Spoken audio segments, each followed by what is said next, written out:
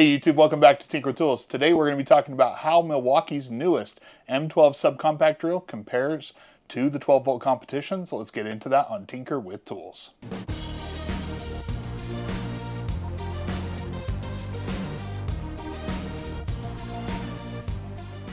Now, when Milwaukee first introduced their subcompact lineup earlier this year, it was abundantly clear that the main focus was going to be none other than size and weight.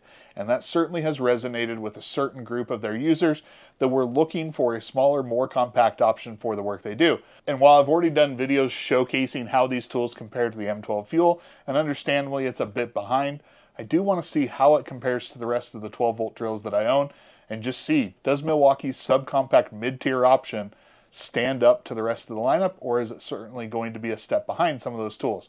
So let's go ahead and first talk about who it's going up against and kind of what it has as far as competition. Now, the brand that definitely garnered a number of requests in the comments was Hypertough, specifically Hypertough's new 12 volt brushless line that came out, I believe it was late last year, with kind of these new brushless tools.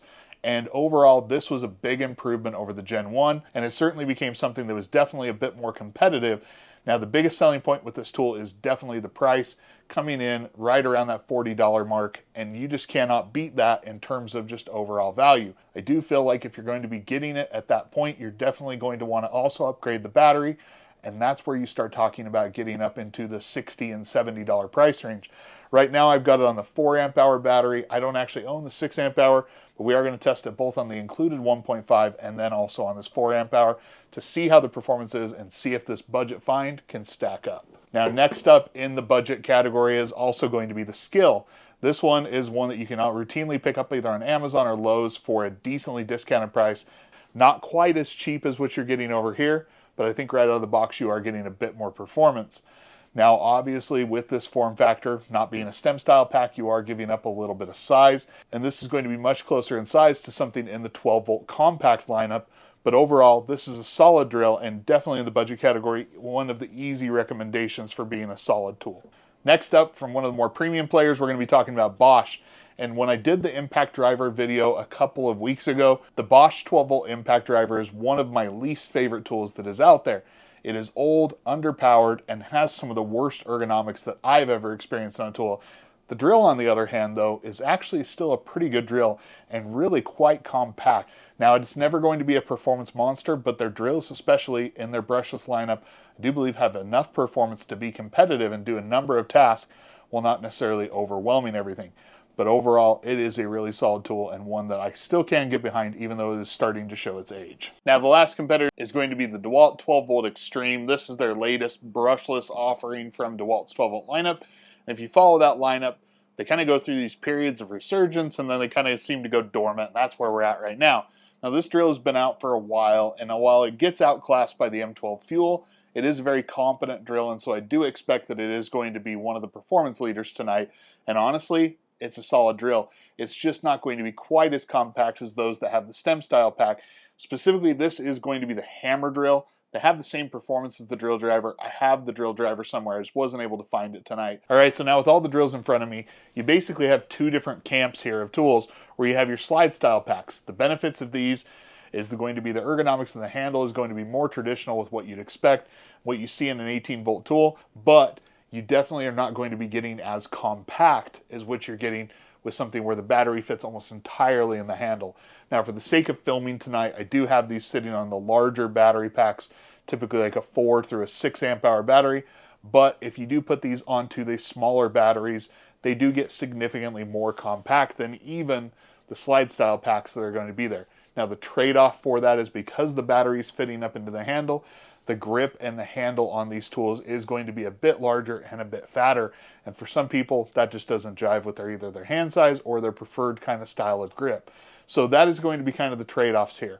All right, so now we are going to be doing some performance. And what I want to say about the performance testing is, first and foremost, the design purpose of these drills, especially with the Milwaukee being a subcompact and not their top tier, is really going to be for lighter duty stuff. And if you kind of stick to that lighter duty stuff, each and every one of these is going to be a capable drill and be able to do it. Now, for the testing, I am going to be pushing them beyond what I would consider to be the most reasonable task for these.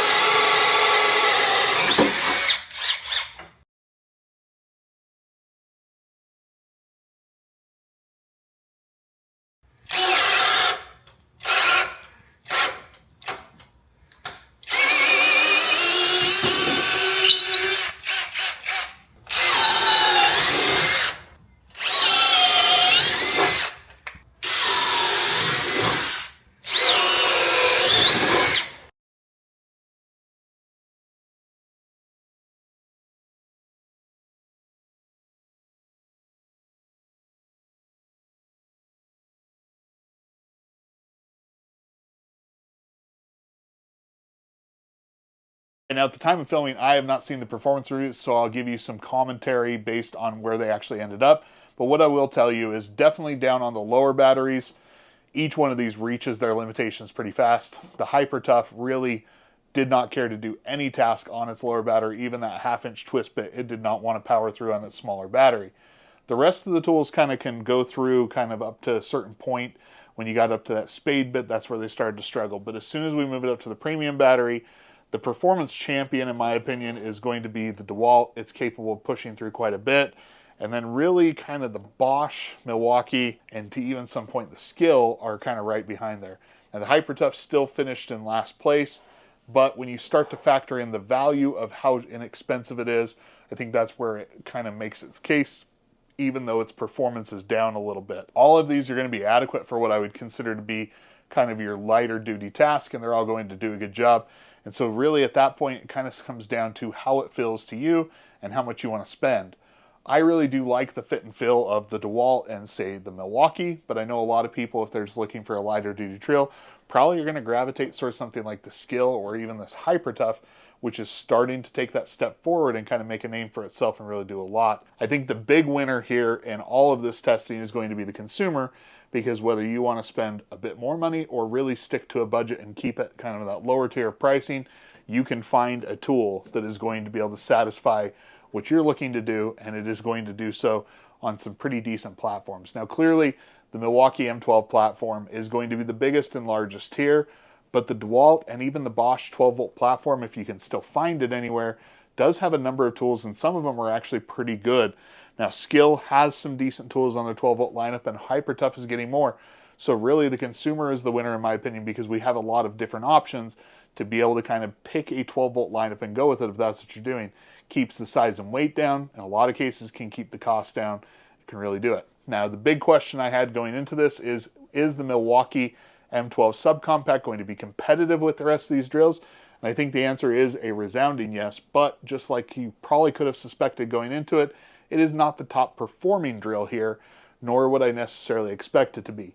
With its nice overall compact size being the smallest and the lightest one that we have here, it really is going to stand out for those features while still offering an adequate level of performance and just access to a really good lineup that offers a lot of options should you want to continue to purchase tools on that lineup. All right, so there you have it. If you have any questions about this video, if you have any questions about these tools in general, leave them in the comments down below. I'd love to get any of those answered for you. If you like this sort of video, go ahead and hit the like button. If you haven't already, please consider subscribing and make sure to turn on notifications so you get notified when I put out a new video. Now, as always, thank you for all your support, and until next time, I will catch you on Tinker with Tools.